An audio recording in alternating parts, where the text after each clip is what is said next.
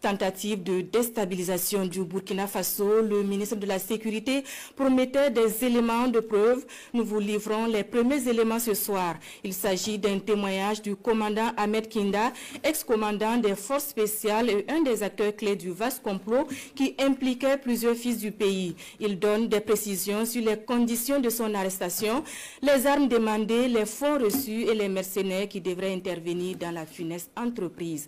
Nous l'écoutons. Je suis le commandant Gina Ahmed, ex-commandant des forces spéciales. Sony, Sony Abdoulaye Sony, Ahmed Sony.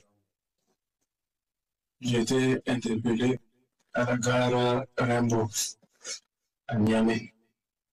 C'était le vendredi 30 août 2024. Ce qui était prévu, c'est que Ousmane m'accompagne pour me montrer où se trouvent les hommes et le matériel. Et effectivement, on a bougé un matin. Et quand on est arrivé à Yendi, Ousmane était avec un binôme quand ils sont venus me chercher. Arrivé à Yendi, le binôme dit que son chemin s'arrête là, que c'est ce petit-là qui va nous accompagner et qui connaît où se trouve tout le nécessaire. On a roulé de Yendi pendant pratiquement 24 heures jusqu'au terminus du bus, Malamville, qui se trouve être la frontière entre le Bénin et le Niger. Et arrivé là-bas, le petit il a pu imiter les appels. Il dit qu'on doit continuer. J'ai eu des doutes, mais bon, il n'y a pas de souci. Donc, dès qu'on a quitté Malamville, on a franchi le fleuve. On a pris un cas Misa Transport.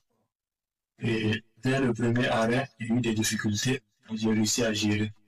Et c'est ainsi que les choses se sont déroulées jusqu'on arrive à l'entrée de Niamey, où les deux ont été interpellés par la police pour des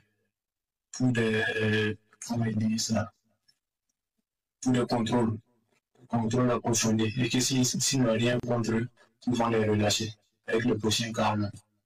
Donc, quand je suis arrivé à la gare de mise en transport, j'ai fait le compte rendu.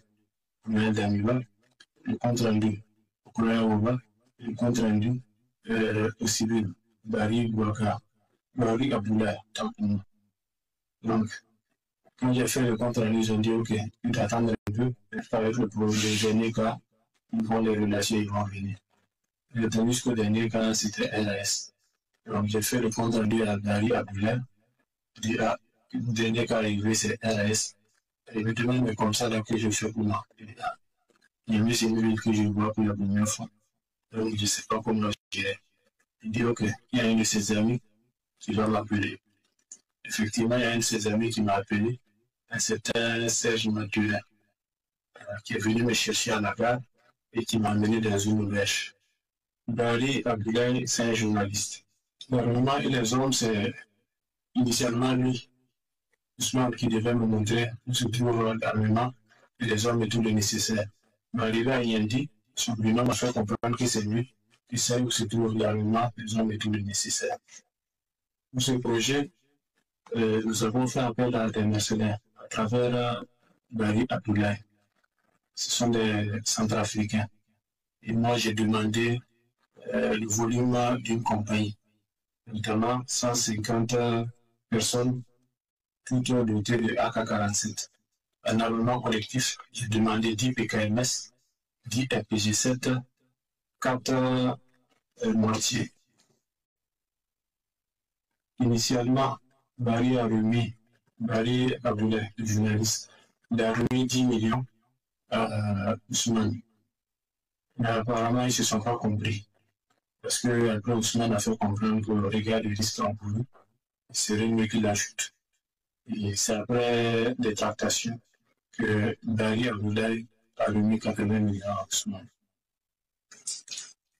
Donc, dès lors que le jeune dame m'aurait indiqué où se trouvent les hommes de matériel et le nécessaire, j'allais faire une réorganisation, une réarticulation.